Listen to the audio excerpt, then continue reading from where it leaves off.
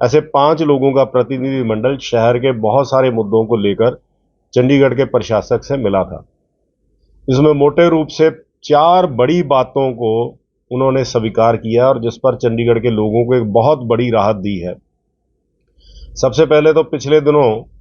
जो 1979 में पुनर्वास के मकान दिए गए थे, उन मकानों के लोगों की एक लंबे समय से मांग थी कि उनको मालिकाना हक दिया जाए और ये मांग जो है भारतीय जनता पार्टी के पिछले चुनावी घोषणा पत्र में भी हमने रखी थी कि हम ये मालिकाना हक दिलाएंगे। भारतीय जनता पार्टी लंबे समय से इस बारे में कि ये कैसे हक दिलाया जाए अधिकारियों के साथ लगातार तालमेल के साथ काम कर रही थी। बीच में जब ये 2 दिन पहले 25 सेक्टर में सर्वे करने के लिए लोग गए तो उससे पहले भारतीय जनता पार्टी के लोगों द्वारा ये एक स्कीम प्रशासक के साथ मिलकर जो है इसको बनाने का निर्णय ले लिया गया था कि एक सर्वे किया जाए पूरे चंडीगढ़ के इन पुनर्वास के मकानों का, जो हजारों की तादाद में है, लगभग 13 के करीब कॉलोनीज हैं। वो डड्डू माजरा में भी हैं, वो अपना 37 में भी हैं, 38 में भी हैं, 29 में भी हैं, राम दरबार में भी हैं, धनास में भी हैं, सब जगह पे हैं। ये वो लोग थे जो झुग्गी झोंपड़ी में रहते थे और बाद में इनको जो है मकान अलॉट हुए और मकान जो है आगे इन लोगों ने लगभग 80 से 90% लोगों ने आगे मकान जो है वो बेच दिए थे। 1 बार बिका, 2 बार बिका, 3 बार बिका, 4 बार बिका और इनके पास जो डॉक्यूमेंट्स थे वो उनको मलकियत उनकी उससे हासिल नहीं होती थी। वकीलों के राय से उन्होंने 5 डॉक्यूमेंट बनवाए क्योंकि ये मकान पॉलिसी के तहत जो अलॉटमेंट लेटर थी, आप किसी को बेच नहीं सकते और 20 साल तक आपको लीज बनी देनी है।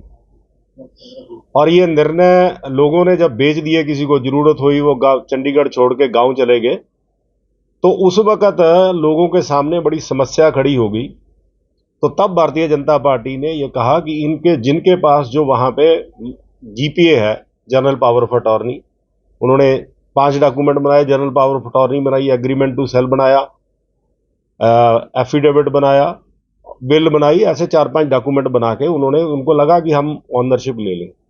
गुड फेथ में लोगों ने ये मकान खरीदे थे। बीजेपी ये सर्वे करवा रही है, वो सर्वे इस कारण से करवा रही है कि लोगों के पास क्या क्या डॉक्यूमेंट है, कौन उसमें उस वक्त मालिक है, ये पता लगाकर 2 महीने के अंदर इस सर्वे को कंप्लीट कर तीसरे महीने में उनको मालिकाना हक दिए जाए। और कांग्रेस पार्टी और आम आदमी पार्टी की मैं बहुत निंदा करता हूं कि जब गरीब आदमियों का हक मिलने का समय था तो उसमें उन्होंने बाधा डालने की कोशिश की है। और जब ये हो गया, कल हमने जब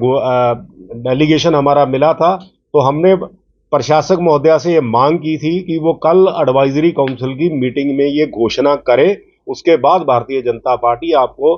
चंडीगढ़ की जनता की तरफ से आपका तहे दिल से धन्यवाद करेगी। आज सुबह एडवाइजरी काउंसिल में प्रशासक महोदया ने पूरी घोषणा की है। अभी एडवाइजर साहब भी और मेयर साहब भी ऑफिशियली इसको अनाउंस भी करेंगे, लेकिन आज मैं, क्योंकि भारतीय जनता पार्टी की लंबे समय से मांग थी और बड़े जरूरत इसकी थी कि गरीब आदमी जिन्होंने अपनी पूरी पूंजी लगाकर,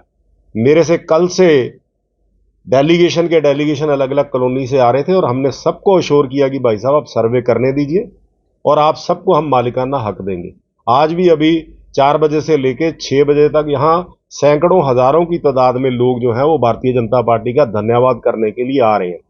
ये मेरे ख्याल ये प्रेस वार्ता खत्म होते होते तक कुछ लोगों का आना शुरू हो जाएगा। तो मैं ये कहना चाहता हूं कि भारतीय जनता पार्टी ने एक बड़ी जायज मांग को पूरा करवाया है, अपना चुनावी वादा पूरा किया है और कांग्रेस पार्टी और आम आदमी पार्टी ने इसमें विघन डालने की कोशिश की है। और इससे हास्यास्पद तो तब हो गया कि जब एडवाइजरी काउंसिल की मीटिंग में प्रशासक महोदया ने जो है इस बात की घोषणा की